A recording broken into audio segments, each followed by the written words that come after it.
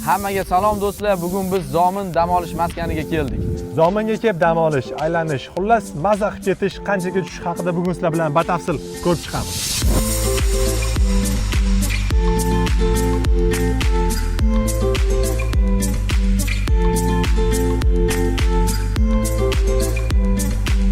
Bu suv ombori Jizzax viloyatining eng muhim gidroinshotlaridan biri bo'ladi. Asosan qishloq xo'jaligi uchun katta massasida ishlatiladi va ochiq ma'lumotlarga qaraganda eng chuqur joy 73 metrgacha yetar ekan. Suv ombor maydoni 14 kvadrat kilometrni tashkil etadi. Dengiz sathidan 800 metr balandlikda joylashgan va qishloq xo'jaligida ishlatiladi asnomnoy. Vodiy, voha, perivallarda bo'lganda Zominda ham qurt, asal, har xil giyohlar, hamma narsa o'sha tog'da nima sotilsa, shunaqa sotiladigan joy bor. Bu yerda ham hozir narxlarni bilib, qiziqib ko'ramiz. Xola, bu qurtlaringiz haqida aytib bering, nimani sutidan qilingan, qanaqa qilingan? Sigirni sutidan qilingan, mana bu echkini sutidan qilingan. Bu foydali. Rayhon, qurtlarimiz, qalampirli qurtlarimiz hamma narsani aralashtirib tayyorlaganmiz, uy sharoitida tayyorlaganmiz. Bu mana bu buyrak o'timiz, buyrakdagi shamollashlarni ketkazadi.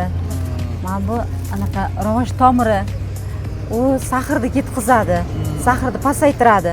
Mana bu kiyik o'ti bosh og'riqni to'xtatadi, davleniyani tushiradi. Mana orqamizdagi zdaniya imенно mana shu yo'l chetida turgan qurt, non, sut sotayotganlar uchun qurilayotgan navesli kichkina bozorcha deymizmi, qishki, yozgi sharoitlarini hisobga olib, o'sha qishda ham, yozda ham savdo qilishlari uchun yaxshi zo'r qilib qurib berishyapti.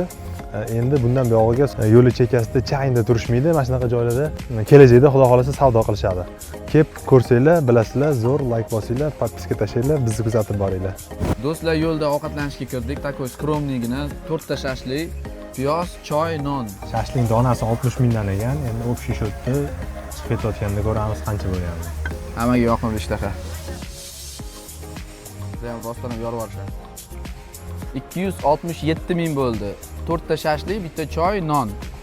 Arzonmi, qimmatmi? Nima deb o'ylaysizlar? Fikringlarni yozinglar. Ovqatlanishdan chiqib Zomin milliy tabiat bog'iga yo'l oldik. U yerga kirish odam boshiga 20 ming so'mdan tushdi. Perivalli qoq o'rtasida turibmiz. Tomonimizda sharshara, hozir o'tga ham borib ko'ramiz. Biz aytmoqchi bo'lgan narsa kanatkalar qo'yilgan. Bu o'tga bir tomoni 100 ming, qaytish yana 100 ming bo'ladi. Xohlasanglar pastda mashinani qo'yib, bemalol kanatkada chiqib, yana kanatkada qaytib tushsanglar bo'ladi. Do'stlar, biz hozir sharsharaga to'xtadik. Tepada uzoqdan bir zo'r chiroyli manzara ko'rindi. Akachi bo'tga kirish 5 ming so'mdan ekan. Undan bo'tga sharsharaga ko'rsatamiz. Do'stlar, mana Zominda sharshara degan joy bu sun'iy qilingan sharshara, tepadan o'zi yasalgan, narigi tarafda tabiiy sharshara. Chiroyli, lekin sal odam ko'proq ekan. Sal dam olishga qiyinroq. Lekin chiroyli qilishibdi.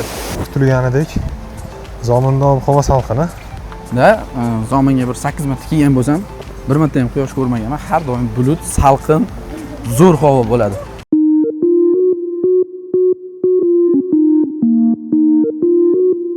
Do'stlar, hozir sizlarga nereal vidni ko'rsatamiz. Tayyor turinglar. Dengiz sathidan 2400 metr balandlikdamiz. Mana sizlarga Shvetsariya.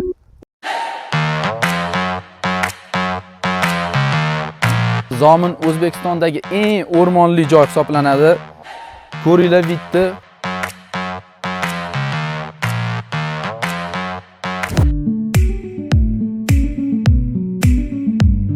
Cho'ta, lekin vashshe ko'p odam. Bu yerda rezonans bo'lishi mumkin-da. Ha. Tushib ketishi mumkin. Cho'ta ko'p odam. Yo'q, odam ko'pligidan emas-ku. Ha. Bu xavotirga soatda ozgina. Imini odam ko'pligi Ko'prik 2023-yil bitgan, uzunligi 320 metr. Balandligi 155 metr, bir vaqtda o'zida 550-600 kishini ko'tarib tura olar ekan.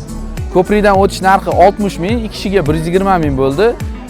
Jumpingdan sakrash 400 ming ekan bitta odamga. Men lekin sakramayman. Zipline narxi bir kishi uchun 150 ming. Keyin naryoqda otlar ham bor. Otda bitta borib kelish 50 ming so'm.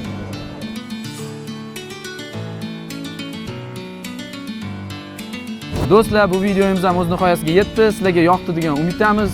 Videoga like bosinglar, tanishlarga jo'natib qo'yinglar. Keyingi lokatsiyamiz qayerda bo'lishini kommentariyaga yozib qoldiringlar. Biz albatta borib obzor qilib beramiz. Keyingi videoda ko'rishguncha xayr.